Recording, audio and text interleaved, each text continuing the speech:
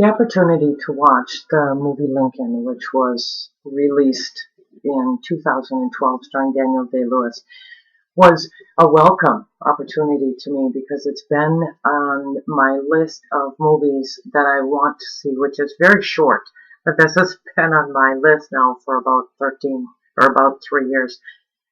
The movie covers the January, the month of the vote for the 13th Amendment to the Constitution. Truly just covers that month and the struggle that Lincoln and Seward and everyone else went through in order to get the 13th Amendment passed. If we're going to talk about whether he was right or he was wrong, we're talking about ethics. We're talking about points of view. Am I looking at it from the point of view of a slave owner in Richmond who would say he was wrong to disrupt my life?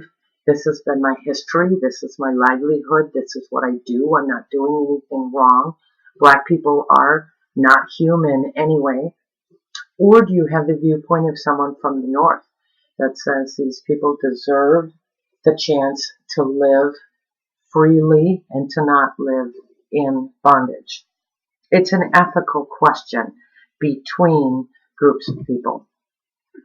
When you talk about what it took in order for this amendment to be passed, it took every type of power there was, from reward, legitimate, expert, referent. When you talk about ethical leadership, ethical powers, reward powers, you're going to get this if you do this.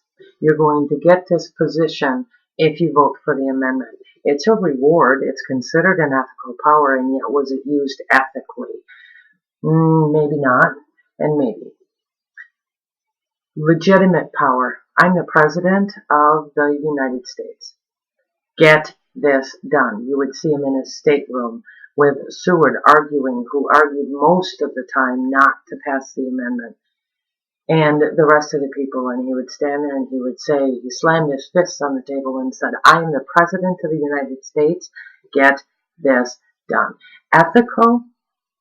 Maybe it was an ethical power that was used unethically. Maybe it was used in an evil sense of the word. Expert. He was a lawyer. He was incredibly intelligent. He was incredibly knowledgeable. He knew the ins and outs, and he had practiced law in Illinois on the court that used to travel around Illinois, looking at right and wrong and should be and shouldn't. And some of his attitudes were not necessarily to the law so much as they were a question of right or wrong. And it was the way it really was truly his philosophy behind the 13th Amendment. Coercion goes right with reward. You will get this if I get this. And if you don't vote for the 13th Amendment, you will not be a representative, and we're going to make sure of it from now on. He was, again, using whatever means it took to get something that he believed in so fully passed. Did the end justify the means? If I were a slave owner in Virginia, I would probably say absolutely not. You took away my livelihood, you took away my way of life, you took away my history. No, what you did didn't justify the 13th Amendment. If I lived in New York State or Pennsylvania, places that housed slaves and were part of the trail to get slaves into Canada, did the end justify the means? Absolutely. Did delaying the war and delaying of the peace process, keeping the peacekeepers in Richmond until after the vote for the 13th Amendment, simply because he knew that if the peace process had started before the vote would have never been in his favor and the 13th Amendment would not have passed. Was it good to do that? Were the lives that were lost worth it? In Lincoln's mind, yes. In my mind, as a Northerner, yes. If I had been a parent of a child who had been killed in the last 5 days of that war, and I knew that my child's life may not have been lost, I don't know that I could say the end justified the means in the delay of the peace process, or his use of power in delaying the peace process. When I think about Lincoln, I think about one of the greatest presidents of the United States. I have a ton of admiration for him because he used intelligence, because he used humor, not just because he was well loved by the people because of who he was, but he was far more a person than he was a powerhouse. He didn't, for the most part, walk around saying, I'm the president and so you need to bow to me. And I think that in his intelligence and his compassion made him one of the greatest presidents of all time. When we talk about his strengths and his weaknesses, we can say, perseverance, stubbornness, willingness to wield power, ambition, foresight, intelligence. We can say these are all character strengths.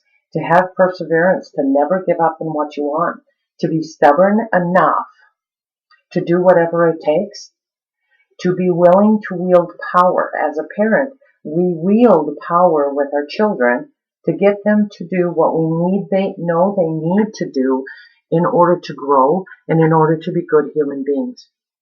To have ambition and to go for a dream, to be able to see into the future and say, this is right. To be smart, to be intelligent, to be learned. These are all character strengths. And yet, if you look at them from where these weaknesses, you can say the exact same thing. When someone is so focused on getting what they want that they do not listen to anyone else, they do not work as a team, they simply wield their power and say, this must be done. This will be done. I am the president, and you will do whatever it takes to pass this 13th Amendment. Is that a character strength, or is that a character weakness? Is that just looking at it from your point of view? Or is all of those character weaknesses, the perseverance, stubbornness, willingness to wield power, the ambition, is that all part of, I have the foresight to see this needs to be done and I am willing to be a bad guy in order to do it? Because I think in the end, I will be a good guy and it will all have been worth it. That is just such a great question of right or wrong, good or bad, ethical or unethical. It was a wonderful movie in the way that it allowed me to be able to think about Lincoln in a new light and to think about politics in an entirely new light, in understanding that all of this happened so many years ago.